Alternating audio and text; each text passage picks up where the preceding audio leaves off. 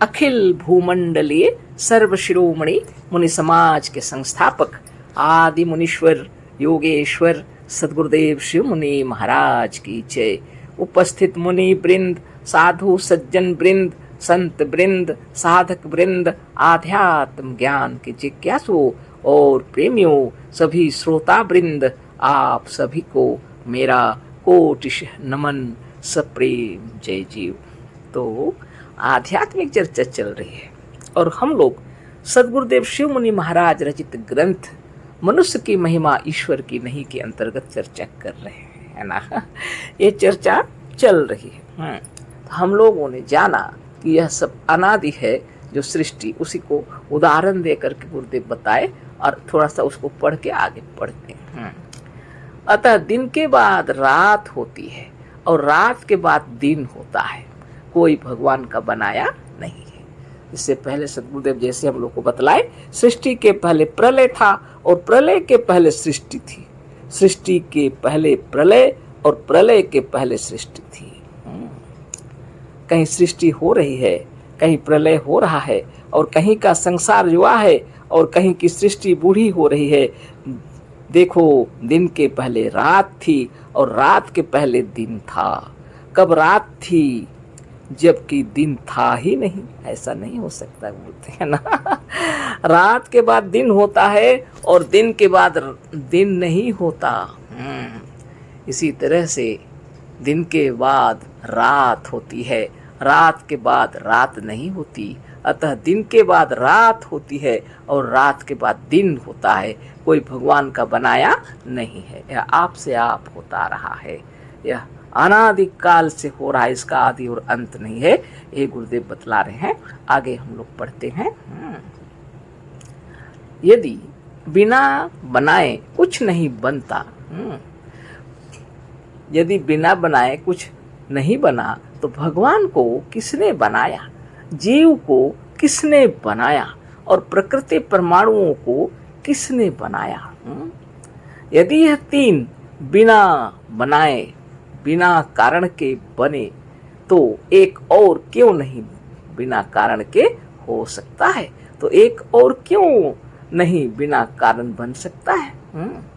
तो गुरुदेव कह रहे हैं यह सब ईश्वर का बनाया हुआ नहीं है, यह सब लगातार चलते रहता है, आदि और अंत नहीं है। और गुरुदेव बता रहे हैं ईश्वर को और जीव को और प्रकृति परमाणुओं को सब अनादि मानते हैं, इसको किसी ने बनाया कहते नहीं है, तो और एक क्यों नहीं बन सकता, उसी को बता रहे हैं गुरुदेव, है ना। और एक बिना कारण के क्यों नहीं बन सकता, उसी का उदाहरण आगे दे रहे हैं, है ना।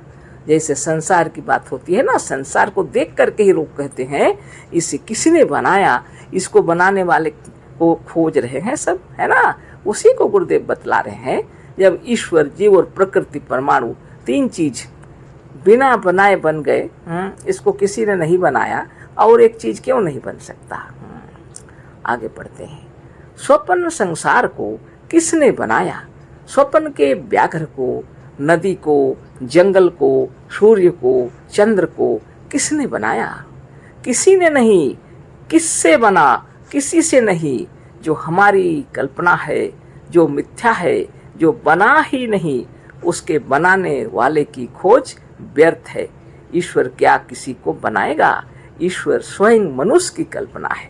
वास्तव में ऐसा ईश्वर किसके लिए न्यायकारी होना कहा जाता है, ऐसा ईश्वर किसके लिए न्यायकारी कहा जाता है। यहाँ तो कुछ होता ही नहीं, कोई नहीं है। यदि कोई न्यायकारी, सर्वज्ञ और सर्वशक्तिमान ईश्वर संसार के कोने कोने में व्यापक होता, तो संसार के कोने कोने में अन्याय नहीं होता। सद्गुरुदेव शिव मुनि महाराज की जय। जिस ईश्वर को लोग न्यायकारी बतलाते हैं, सर्वज्ञ बतलाते हैं, सर्वशक्तिमान बतलाते हैं, सर्वव्यापक बतलाते हैं, ऐसा न्यायकारी कहीं नहीं है, गुरुदेव बोल रहे हैं। अगर वह न्यायकारी होता संसार के कोने कोने में, ऐसा न्यायकारी सर्वज्ञ सर्वशक्तिमान ईश्वर होता, तो फिर कैसे अन्याय हो रहा, यह क्यों हो रहा है। संसार के कोने कोने में अन्याय नहीं होना चाहिए। यदि संसार के अणु अणु में चेतन ईश्वर चारों ओर से बाहर और भीतर व्याप्त होता, तो संसार में कहीं जड़ता नहीं होती, कोई अचेतन जड़ ना होता। ये भी बहुत बड़ी बात है। हमारे शरीर में, आपके शरीर में जब चेतना व्याप रही है तो सारा शरीर चेतन हो गया है। ऐसी चेतना अगर विश्व के भीतर और बाहर सब जगह व्याप रहा होता अणु अणु में, तो संसार में जड़ता क्यों होती? कुछ जड़ कुछ चेतन क्यों होते? अचेतन तत्व क्यों होते? सही बात है। इसलिए यह जानना पड़ेगा कि ऐसा तत्व जो केवल मस्तिष्क की उपज है, यदि जीवों के मस्तिष्क के अणु अणु में सर्वज्ञ व्याप्त होता तो कोई अल्पज्ञ नहीं होता। गुरुदेव कह रहे हैं अगर जीवों के मस्तिष्क के अणु अणु में सर्वज्ञ व्याप्त होता तो कोई अल्पज्ञ नहीं होता। कैसे होगा? जहाँ सर्वज्ञ व्याप्त है वहाँ अल्पज्ञ कैसे हुआ? जहाँ प्रकाश व्याप रहा है उसी में अंधेरा कैसे हो सकता है?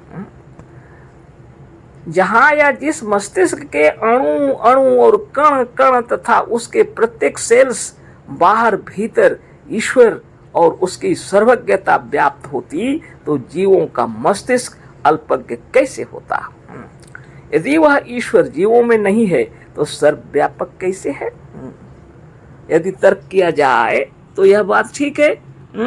जीवों के मस्तिष्क के अणु अणु के कण कण के अंदर सेल्स के भीतर और बाहर अगर ईश्वर की चेतनता व्याप रही है, उस सर्वज्ञता व्याप रही है, वो सर्वज्ञ व्याप रहे हैं, तो यहाँ अल्पज्ञ बुद्धि कैसे होगी? यदि वह ईश्वर जीवों में नहीं है तो सर्वव्यापक कैसे है? यदि कोई कहे कि नहीं नहीं ईश्वर तो जीवों में नहीं है ना तो सर्वव्यापक कैसे कहेंगे उसको?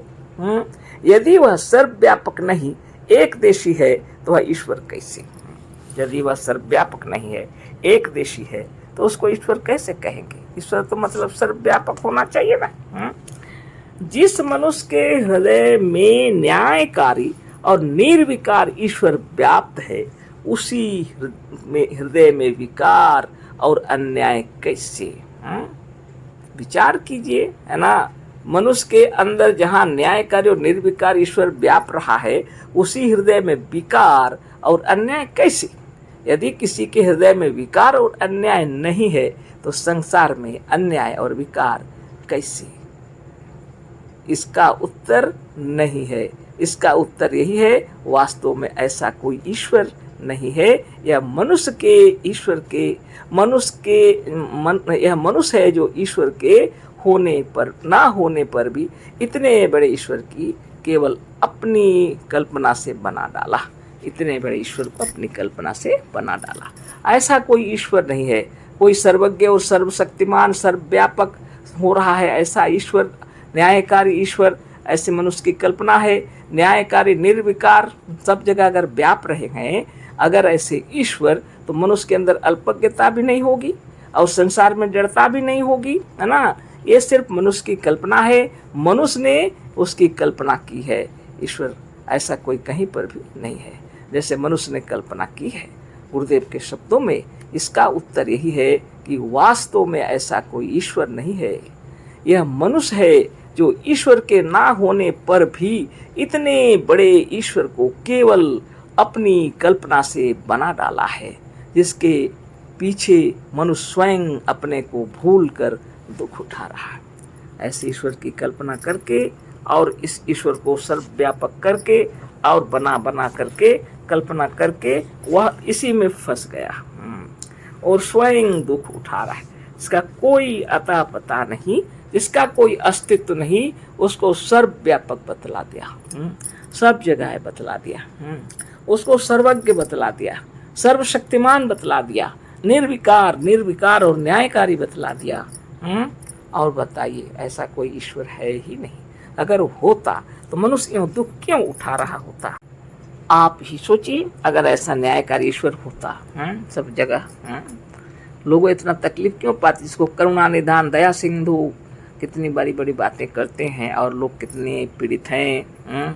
दुनिया में जो जितना मेहनत परिश्रम कर रहे हैं और धन दौलत भी कमा रहे हैं, चाहे जैसे भी करके, जिसकी इच्छा है धन कमाने की, वो जैसे भी करके कमा रहे हैं। यहाँ ईश्वर कोई वहाँ है नहीं बिल्कुल। और जो गरीबी है, भीख मांग रहे हैं वो वैसे ही बने हुए हैं। हाँ, ईश्वर को दया है क्या किसी पर? कुछ नहीं। इसलिए आप जो देख रहे हैं उसको देखिए ना। आगे पढ़ते हैं। मनुष्य ही सर्वशक्तिमान है, ईश्वर नहीं। सर्वशक्तिमान वह है जो सब कुछ कर सकता है। सदगुरुदेव शिवमुनि महाराज की जय। गुरुदेव बतला रहे हैं मनुष्य ही सर्वशक्तिमान है, ईश्वर नहीं। सर्वशक्तिमान वह है जो सब कुछ कर सकता है। जो सब कुछ नहीं कर सकता उसको सर्वशक्तिमान कैसे कहेंगे? अगर कहेंगे ईश्वर झूठ बोलता है तो बोलेगा नहीं, चोरी करता है तो बोलेगा नहीं, हत्या करता है तो बोलेगा नहीं, हाँ, अन्याय करता है तो बोलेगा नहीं, लेकिन मनुष्य सब करता ही है ना। खैर ये तो गुरुदेव से बहुत पहले से किताब में पढ़े हैं तुम, और मनो मस्तिष्क में यह घुसा हुआ है, यही पढ़ लेते हैं गुरुदेव जो लिखे हैं। अतः मनुष्य सर्वशक्तिमान है जो पाप पुण्य दोनों कर सकता है। मनुष्य ही सर्वशक्तिमान है, ईश्वर नहीं। सर्वशक्तिमान वह है जो सब कुछ कर सकता है। अतः मनुष्य सर्वशक्तिमान है जो पाप पुण्य दोनों कर सकता है। धर्म अधर्म दोनों कर सकता है। पाप और पुण्य, धर्म और अधर्म दोनों को कर सकता है। केवल यही बात नहीं है, किंतु पाप पुण्य, धर्म अधर्म दोनों को बतलाने वाला और दोनों की कल्पना करने वाला और दोनों को बनाने वाला भी यही है। किसी जाति और किसी मजहब और संप्रदाय में कोई पाप है तो दूसरे वह पुण्य, दूसरे में वह पुण्य है। किसी मजहब, जाति, राष्ट्र और देश में यह पाप है तो दूसरे में वही पाप, अगर पुण्य है तो वह दूसरे में पाप है। यह पाप है तो दूसरे में वह पाप है, यह पुण्य है, ऐसा सोचा हुआ अपना अपना विचार है। यह सब मनुष्य का बनाया हुआ है। पुण्य पाप का कानून और नियम, पहचान और विधि विधान सब मनुष्यों का बनाया हुआ है। किसी पाप का क्या क्या दंड है, किसी पाप का क्या दंड है, वह भी मनुष्य का बनाया हुआ है। दंड देने वालों को नियत करने वाला भी मनुष्य है। मजिस्ट्रेट और मिनिस्टर, मंत्री और महाराज जितने हैं सब मनुष्य के बनाए हुए। सतगुरुदेव शिवमुनि महाराज की जय, है ना। कितनी बड़ी बात है। पाप पुण्य दंड का दंड कैसा होना चाहिए, मनुष्य का बनाया हुआ है। दंड देने वालों को नियत करने वाला भी मनुष्य है। मजिस्ट्रेट और मिनिस्टर, मंत्री और महाराज सब मनुष्य हैं और मनुष्य के बनाए हैं। स्वर्ग, नरक, यमराज, जमदूत सब मनुष्यों की कल्पनाएं हैं। जेल खाना और जेल खाना में के सिपाहियों को नियत करने वाला, अपराध तथा अपराधी का निर्णय देने वाला मनुष्य है। कौन मजहब ठीक है, कौन मजहब गलत है, कौन सा देवता और किस प्रकार के ईश्वर मानने लायक हैं, इसका निर्णय करने वाला मनुष्य है। विचार कर लीजिए, है ना। इसका सबका निर्णय करने वाला मनुष्य है। तो आज इतना ही पढ़ते हैं, समय ज़्यादा हो गया और बहुत ही सरल समझा दिए हैं गुरुदेव, और सब हम लोग विचार करेंगे, कल फिर चर्चा करेंगे। अशेष धन्यवाद, कोटिशः नमन, सप्रेम जय जीव। सद्गुरुदेव शिव मुनि महाराज की जय।